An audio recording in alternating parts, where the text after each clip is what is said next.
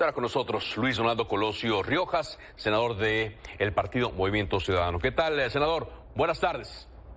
Buenas tardes, ¿cómo estás, Carlos? Qué gusto saludarte. Gracias, pues lo vimos en sus participaciones ayer y antier.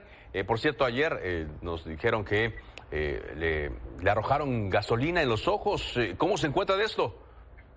Gracias.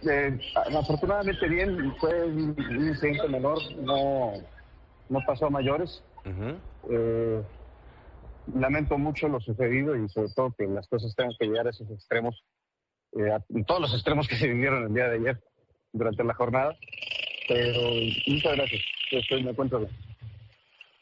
¿Qué reflexiona a horas de que esto se aprobó por parte de la mayoría oficialista y el senador del PAN, que cambió el sentido de su voto? ¿Qué reflexiona Luis Donaldo Colosio de la aprobación de la reforma al Poder Judicial y la forma en la como se hizo?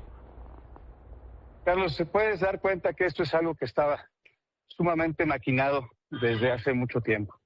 La forma en que el proceso se dio de una forma tan apresurada, sin espacio a tener un diálogo abierto con la ciudadanía, argumentando que la propuesta de reforma se había presentado meses atrás, pero pues pasando por alto que la legislatura había empezado apenas hace una semana. Y que teníamos a cientos de miles de personas que durante semanas, casi meses, estuvieron exigiendo, de buena gana primero, ser escuchados, ser atendidos, ser tomados en cuenta y sobre todo ser partícipes de este proceso de reforma que al final del día le compete y le afecta a todo el país. Lo que vivimos ayer, no solamente en el debate se evidencia que hay una cerrazón para admitir siquiera a consideración cualquier idea o propuesta que pueda mejorar, robustecer, corregir, complementar el espíritu de esta y me imagino que las subsecuentes reformas. No hay ese ánimo. Y tanto no lo hay que desde antes incluso de que iniciara la legislatura, ya estaban cazando diputados que pudiesen incorporar a sus filas, que lamentablemente pues salieron del frente, por tanto manejó que iba a ser ese muro de contención. Lamento mucho la estrategia de poner al señor Yunes Padres como suplente del señor Yunes Hijo. Y pues la verdad es que el chiste se cuenta solo y esto cae sobre el peso de quienes tomaron estas decisiones. Nosotros nos mantuvimos firmes sabiendo que eso podía ocurrir. ¿Cómo queda la oposición? Ese fue el plan A, el poder lograr conseguir la mayor cantidad de votos a favor para lograr la mayoría calificada, dice ya. ¿Cómo queda la oposición en el Senado, Luis Donaldo? ¿Cómo queda? Tenían un plan B y precisamente el plan B no era sumarle un voto a la bancada oficialista, sino restarle un voto a la oposición. Y eso se hizo utilizando de la manera más ruin el uso de la fuerza pública con fines políticos para amedrentar a la familia de nuestro compañero Daniel Barrera y para retenerlo a él una vez que llegó a asistir a su padre de manera ilegal, incomunicado, durante toda la jornada. Y es que qué casualidad que justo antes de la votación, cuando ya hay absolutamente ninguna posibilidad de que el senador se reincorpore a sus funciones, ahí sí ya lo suelta. La condición del senador Barrera sigue siendo parte de la bancada de Movimiento Ciudadano. Él sí, para que quede claro. Perdón. Le preguntaba que a pesar de esto, el senador Barrera sí sigue siendo parte de la bancada de Movimiento Ciudadano. No es como el caso de Yunes. Nosotros, nuestro coordinador ya tuvo contacto con nuestro compañero. Nuestro compañero está junto con su familia, obviamente muy afectado, muy conmocionado. Estamos profundamente impresionados con la forma tan autoritaria, tan totalitaria y sobre todo tan gangsteril que tuvieron de amedrentarlo a él en lo más sagrado que es la familia. Responsabilizamos directamente a las autoridades del Campeche, al gobierno de la Defensores, por cualquier cosa que le pase a nuestro compañero Daniel Barrera o a sus familiares.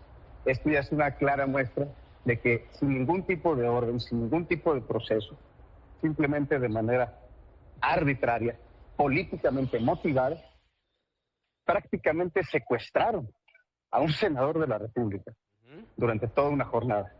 Y en todo momento nosotros, como bancada, como movimiento, incluso muchos otros senadores de otras bancadas, secundaron nuestro llamado a un receso hasta en tanto no supiéramos el paradero de nuestro compañero y que le dieran tiempo para reintegrarse a sus funciones. Ajá. Pues sí. Ahora, en el caso de la oposición, Luis Donaldo, ¿cuál es la visión de cómo queda la oposición cuando pues un senador, en este caso del PAN, sí hay que aclararlo, del PAN, pues fue el que les dio el voto que necesitaba Morena, sin aclarar cómo es que se dio esto? ¿Cómo queda la oposición a partir de ahora con todas las reformas que tienen que procesar? Y justamente eso se da al arranque de esta legislatura. Mira, nosotros seguimos firmes, no solamente como bloque opositor, pero sobre todo y principalmente como bancada de Movimiento Ciudadano, firmes en nuestras convicciones y sobre todo muy conscientes de todos los extremos a los que son capaces de llegar, desde construir mayorías artificiales, robando triunfos y trasladando triunfos que no le corresponden, transfiriendo votos que le corresponden a otros senadores como de Movimiento Ciudadano, para lograr votos que no les corresponden en el Senado y en la Cámara. Y pues, por si eso fuera poco, siguen con estas artimañas. Entonces, esta es una probada de la intención con la que quieren abrir esta legislatura. Nosotros estamos listos para cualquier tipo de embate. Sabemos que la posición, el número de votos, no es la favorable, pero nosotros no dejaremos expresar nuestra postura con congruencia y sobre todo con apego a la legalidad y lo más importante, de la mano de las necesidades de la gente. Sí. Sin ningún tipo de demagogia como la que se maneja todo el tiempo en esa Cámara. Aquí lo que queremos son soluciones reales, sin discursos altisonantes, propuestas concretas que la gente vea reflejada en cosas tangibles para su vida diaria. ¿Cómo va a ayudar esto a generarles mejores recursos, mejores ingresos? ¿Cómo va a poder tener un mejor acceso a la justicia? No en términos conceptuales o generales, sino realmente de garantías sistémicas que mejoren el sistema actual, porque sí, es verdad, tiene mucho que mejorar, porque uno de los principales, si no es que el más importante reclamo que nos hace la gente de México es precisamente justicia. Pero la justicia no se hace solamente o no se imparte nada más desde un tribunal. Se da en todas las cadenas del proceso de procuración de justicia, desde el fortalecimiento de las policías municipales, sus capacidades de investigación, su fortalecimiento económico y administrativo, las fiscalías, capacitación continua, los ministerios públicos, las fiscalías, las defensorías de oficio, y sí, también, por supuesto, jueces, magistraturas, claro que la Suprema Corte también. Hay muchas cosas que mejorar, pero esta reforma es una regresión que incluso a nivel administrativo, a nivel logístico, operativo, va a generar o potencialmente puede generar mayores cuellos de botella.